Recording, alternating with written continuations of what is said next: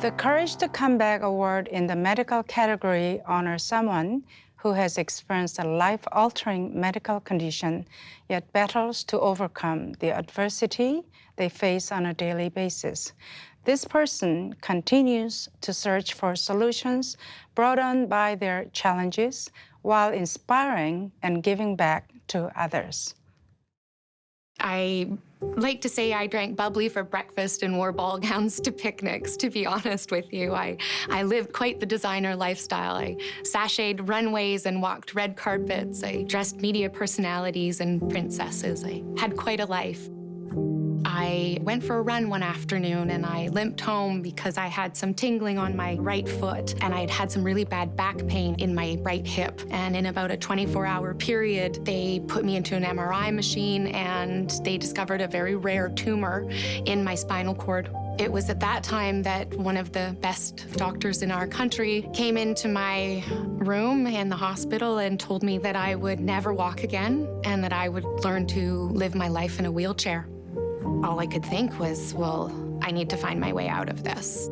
I got on Google and I started searching for, first of all, what had happened to me? What was a spinal cord injury and how was I gonna learn to live with it? My body wasn't hurt on the outside. I didn't have a surgery, so I was just sitting there as I was the day before, except I was unable to move from the waist down.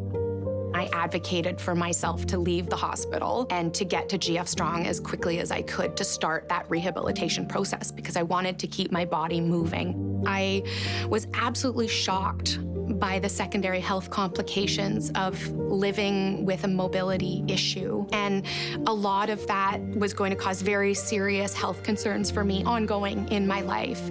They're more than willing to give medications and opioids for pain, but not willing to support ongoing massage therapy or acupuncture or aquatherapy. These things are all part of what make it possible for me to wake up every morning and go out and do what I need to do.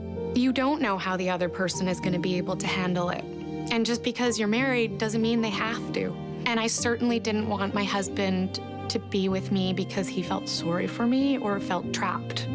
I actually ended up finding an article in Popular Science magazine, and it was about a new technology called an exoskeleton.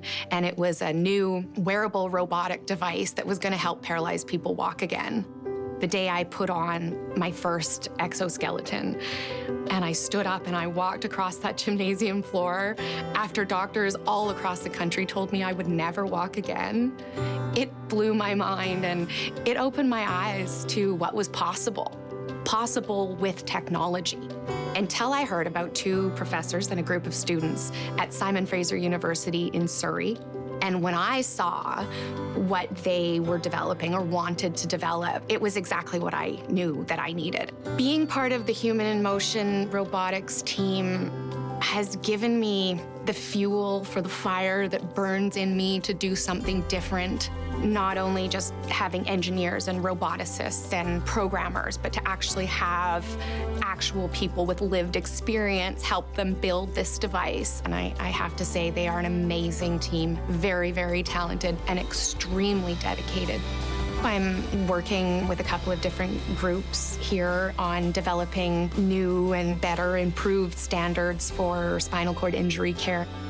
The thing that really attracted me to Chloë was her passion for the exoskeleton and the amount of work that she did behind the scenes in order to make this project come to life. Our whole team is focused until we get to the point of having a personal device exoskeleton for everyday use for everybody at every age and every ability. The day I stood up in my exoskeleton and hugged my husband to my chest just changed everything. It is my honor to present this year's Courage to Come Back Award in the category of medical to Chloë Angus. Congratulations, Chloë. This is incredible. Thank you. You are beautiful.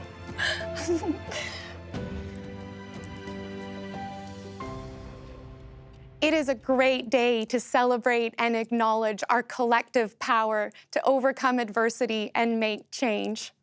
I am so proud to stand before you today. The view from here is amazing.